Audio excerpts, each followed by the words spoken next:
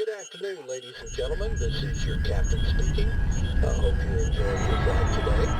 We'll be landing on the 월드 댄스 퍼레이드와 이벤트를 체험하다가 장미 전시회를 관람했습니다.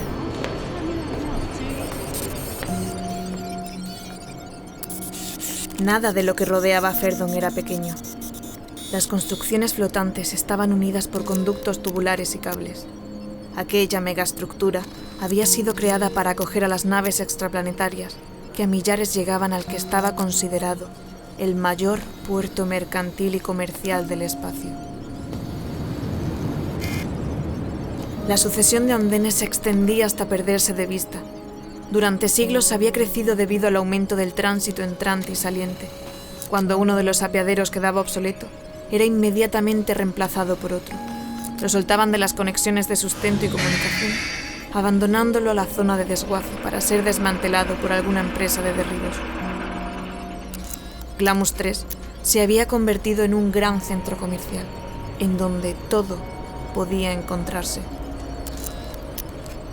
Ferdon tenía un control absoluto de las distancias, de los espacios, de sus responsabilidades, algo que le proporcionaba una todopoderosa sensación. Apoyado por una sobria voz y la confianza total sobre el cumplimiento de las normas por él dictadas, en el tiempo que llevaba desempeñando su trabajo, en tan solo 2 ocasiones había tenido que recurrir a la fuerza. Pero aquel poder tenía sus inconvenientes. Ferdon no podía recordar la primera vez que había pronunciado palabras de amor o frases de amistad. La risa había desaparecido de su vida, así como el llanto. Nada le conmovía. Aquel dominio sobrehumano que le confería su puesto había terminado por deshumanizarle. De repente, un instinto olvidado provocó que observara la última de aquellas terminales reservada al tránsito de pasajeros. Como un punto en el suelo bruñido, un cuerpecito inmóvil captó su atención. Sentada sobre su equipaje, una niñita se enjugaba las lágrimas. Nadie reparaba en ella, pero ella reparó en la imperceptible cámara y sonrió. A Eva aquel lugar se le antojaba hermoso. Ver tantos seres transitando de un sitio a otro le resultó agradable. Acostumbrada como estaba a la soledad y la vigilancia de unos ojos cibernéticos, la novedad le hacía sonreír. Ante ella, personajes concentrados en las salidas y entradas de los embarques aguardaban, o tal vez estudiaban el deambular de otros viajeros y equipajes frente a los kioscos de información. Delante de las casetas de las agencias de viajes ejerciendo reclamaciones o negociando en gendarmería y en aduanas posibles tratos de favor para solucionar problemas migratorios, permisos, pasaportes y visados. Los había también comprando algún souvenir de última hora, regalos o comandas en el duty free, y los que, hartos de esperar, holgazaneaban en las cantinas y los restaurantes para envidia de los mendigos, que desparramados por los interminables corredores dejaban escapar las horas. Cada cual a lo suyo, más atentos de sus cosas que del entorno, traspasando sin control, cruzando sin mirar atrás con paso decidido, prestando importancia al cómo, cuándo, dónde o al porqué de los demás. Quizás otros hubieran echado en falta algo más de humanidad, pero ella no. Eva había convivido desde mucho antes de su nacimiento, desde su fase embrionaria, entre máquinas que supieron darle en cada momento aquello que necesitó. Cuidado programado de manual, dispuesto para que nada le faltara. Una nada demasiado genérica que no comprendía de cariño o de amor. Aterrizaba dispuesta a reclamar sus carencias. No se iría sin ellas. Le habían prometido una vida completa. Los progenitores aparecerían de un momento a otro. Sus sueños se cumplirían. La primera mirada, la pristina sonrisa, el tacto de una piel cálida sobre su cuerpo virgen en caricias y besos. Sueños de un ser suspendido en una probeta de ensayos.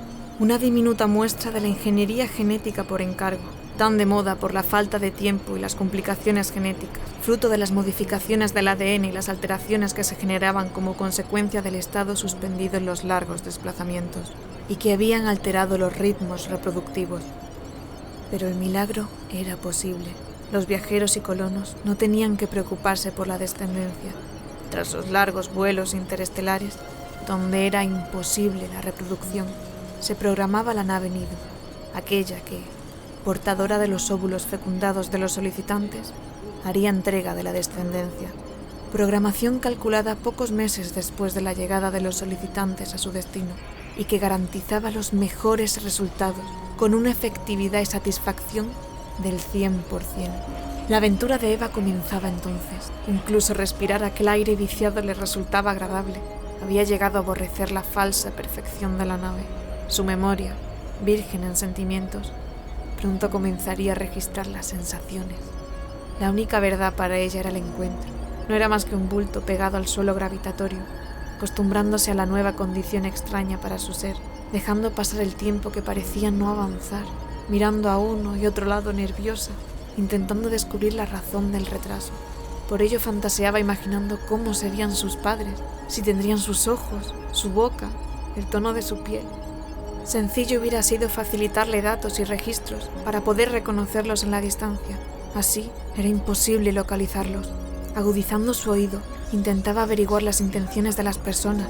Sus miedos se le presentaban en forma de rechazo. Y si algo visible en ella resultaba desagradable a sus padres, provocando que ni tan siquiera llegaran a acercarse, entonces allí quedaría, sola, abandonada, eternamente aguardando y huérfana de sentimientos sobre la superficie fría de aquella terminal.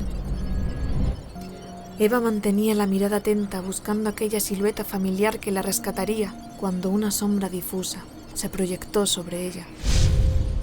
¿Madre? La niña sintió un escalofrío. Alargando su diminuta mano hacia una mujer que no parecía querer verla, aguardaba una respuesta que no llegó. ¿Habría hecho algo mal? Dos operarios sujetaron a la dama en volandas ante la mirada horrorizada de Eva, que observó cómo se la llevaban. Quedó aterrada. Si aquella era su madre, no estaba dispuesta a perderla. Aléjate, niña, esto no te incumbe.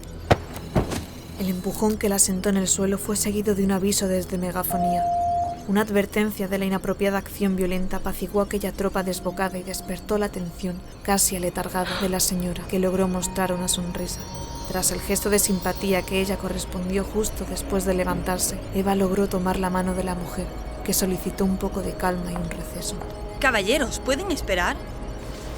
Déjame que te vea bien, pequeña. Acércate. ¿Madre? Me gustaría poder regresar al pasado. ¿Te pareces a mi niña? Ella era tan linda como tú. No, no soy tu madre. Ojalá la encuentres. Debe estar muy preocupada. Eva viró deprisa, como queriéndose alejar cuanto antes. Debía seguir aguardando. Ferdon no perdía detalle de los acontecimientos. En la entrada norte AP7779KVB888-888, un disturbio parece estar formándose. Las informaciones que le llegan hablan de la localización de la nave de un grupo musical de gran éxito. La presencia de las celebridades ha despertado expectación entre curiosos y fans que aguardan la llegada de sus ídolos, gracias al canal público y abierto que ofrece total información de los vuelos entrantes o salientes. Casi de inmediato, Eva se ve envuelta por el avance de aquella masa entusiasmada. Se siente abrumada, no sabe cómo salir de entre el tumulto acelerado. Por un lado tiene curiosidad, pero le puede el desánimo al comprender que así rodeada, difícilmente podrán localizarla. Intenta salir, pero le resulta imposible por el empuje de la gente. Casi como por milagro, unos guardias logran sacarla y la devuelven hasta su lugar, junto a su equipaje. Ferdon, siempre atento, había comprendido el peligro y, por su seguridad, ordenó el rescate. Fue en aquel momento cuando, guiados por el instinto de Ferdon, los agentes la trasladaron hasta la comisaría. Obsesionada por el encuentro con sus progenitores, intentó resistirse, pero una voz la tranquilizó. El espacio, frío pero funcional, deja ver sus muros repletos de enormes pantallas. Comienza a valorar el cambio. Desde ese nuevo lugar lo puede ver todo. Advierte la suerte que ha tenido al ser rescatada de allí. No se quiere perder detalle. Ahora puede buscar a sus padres más fácilmente. Las imágenes en directo de la terminal aparecen ante sus ojos. Observa los rostros de los concentrados, clasificados mediante el identificador facial que registra el nombre y el código personal. Sobre aquella mesa tienes un regalo. Tómalo, te gustará. Cuenta las aventuras de un héroe enmascarado que ayuda a los demás y combate el mal. ¿Quién eres? Mi nombre es Ferdon. ¿Qué te gustaría hacer? Mis padres. Quiero encontrarlos. Ya deberían estar aquí. No creo que tarden. Había dedicado tanto tiempo a la niña que por culpa de ello saltaron algunas alertas del sistema sin que él se diera cuenta. Fue en ese punto en el que dudó si aquel trato de favor era contraproducente, ya no solo por lo que pudiera significar para ella, sino por lo que afectaba a su puesto, largamente desatendido. Ordenó que la devolvieran al lugar en el que fue dejada. Tranquila, no te perderé de vista. Pídeme si necesitas algo. Ferdon se dio cuenta de que pese a todo, por más datos que asimilara era imposible calcular las repercusiones de los sentimientos humanos. Ese complejo sistema que guiaba sus pensamientos tan alejado de la lógica de su sistema seguía siendo un enigma para él. Por eso había sido seleccionado para ese trabajo. Habían tenido que transcurrir muchos años para que en ocasiones se hubiera cuestionado alguna de sus acciones. La culpa se la echaba al poder de observación que llevaba implícito, una programación que le obligaba a no dejar pasar por alto nada de lo que ocurría, con la finalidad de asimilar cualquier alteración en el normal desarrollo de los acontecimientos que pudiera afectar al perfecto funcionamiento de su autoridad. Un jefe de terminal tenía que estar preparado para cualquier circunstancia. Jamás nadie, salvo sus creadores, pudo contemplarle. Fue tan grande la curiosidad que despertó que tuvo que crearse una imagen virtual para evitar interferencias e irrupciones en su habitáculo preservado de cualquier contaminación. Ni luz ni aire podían invadir su espacio sin riesgo a un fallo general e irreversible de los sistemas. Una vez asimilado el control de la totalidad de las máquinas, ¿por qué no intentar comprender la forma de desenvolverse, de resolver y actuar de los seres que accedían a los dominios de su terminal? Nada de todo aquello estaba previsto en su desarrollo, al menos no en un grado tan alto de asimilación. Todas las expectativas de sus creadores habían sido altamente superadas. Aquella programación básicamente técnica no tenía por qué albergar ningún tipo de sentimiento visible, aunque los conociera todos. De hecho, durante los primeros años en su puesto fue acusado de exceso de celo. Por ello recibió una contraprogramación más acorde al cargo que desempeñaba. Le introdujeron parámetros psicológicos y un software que intentaba inculcarle las características de un sentimiento tan ajeno a su naturaleza como es la empatía. Logrando superar los test Turing en millones de pruebas, aquellas medidas le fueron impuestas en pos de su perfecto funcionamiento, ajustes pensados para mantenerle al margen del deambular cotidiano de la terminal, de sus circunstancias particulares, de la vida y del proceso de la misma, algo que no se alejaba mucho de la realidad que transcurría frente a sus sensores. Gracias a ello logró alcanzar tan alto grado de aparente humanidad que en ocasiones confundió a unos subordinados que llegaron a cuestionarse su naturaleza biomecánica, dándole un origen más humano y convencional.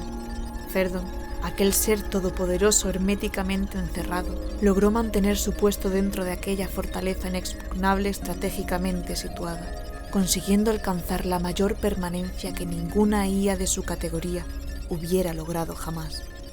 2 milenios en total soledad alterados hoy por la presencia de aquella niña. Se sentía aturdido. Eva había comenzado a horadar su comprensión con lo que hasta aquel momento había entendido como tal. ¿Qué la hacía diferente al resto? ¿Cómo era posible que se encontrara tan confundido? ¿Qué había de especial en aquella insignificante persona? Le resultó sencillo empatizar con ella. Llegó incluso a ver paralelismos entre los dos, en el origen cuasi artificial y en esa soledad que tanto había soportado. Le comenzó a doler verla así. No podía imaginar cómo sería su vida si no encontraba a sus progenitores. ¿Qué le estaba sucediendo? Pero ahí se encontraba él, atendiéndola, sin perderla de vista. La terminal funcionaba sola, siguiendo su curso, casi sin percibir la ausencia omnipresente de Ferdon, que era sabedor de un poder que iba más allá de sus responsabilidades. No en vano, su capacidad le confería una altísima sensación de infinita potestad. Sus manos hacían y deshacían, arreglaban, destrozaban, pero sobre todo estaban preparadas para solucionar cualquier problema que se le presentara, y su determinación era inapelable. Se sentía conmovido. Celosamente había preservado ese sentimiento, tal vez temiendo sus consecuencias, esas mismas que ahora le estaban afectando. Hola, Ferdon, ¿estás ahí? Claro, aquí me tienes. ¿A dónde? No te veo. Solo tienes que mirar hacia arriba. ¿Lo ves? Allí, donde me sonreíste por primera vez. Tú háblame, pide. Lo que necesites lo tendrás. No te preocupes, que no te perderé de vista. Levantando la mirada sonrió. Luego buscó de nuevo algo familiar entre los rostros que se cruzaban con ella antes de reclamar. Deseo que mis padres me encuentren. Se despertaron en Ferdon sensaciones extintas. Sin atender a las consecuencias, apretó el botón que le desconectaba de su puesto. La plataforma flotante se desplazó unos metros hasta extraerlo. El aire reciclado se mezcló con la atmósfera pura del interior de su habitáculo. La avería fue inmediata. Consciente de su acción, de la ayuda excesiva al cuidado de Eva en detrimento de sus funciones primordiales, aplicó sobre sí el castigo correspondiente. Ferdon dejó de funcionar unos segundos después de lo previsto en los protocolos de sanción capital. Durante 2 ciclos completos, el puerto espacial quedó paralizado. Mientras, en la terminal de pasajeros, una niña se reencontraba con los suyos después de que, afectadas de una extraña avería, todas las pantallas de la terminal transmitieran la imagen de aquella pequeña perdida.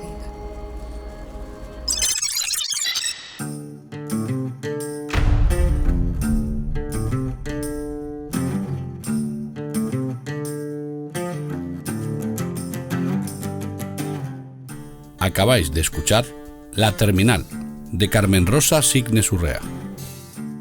Narradora, Lucía Salamanca. Ferdon, Dante Martín. Eva, Cristina Jiménez. Operario, Pablo Mons. Señora, Desiré Redondo. Dirección de actores y actrices, Pablo Cordón. Efectos para las voces, Antonio Jesús Martínez. Montaje y edición, José Silvente y Daniel Domínguez. Corrección, Francisca Caballero. Dirección y producción, José Silvente.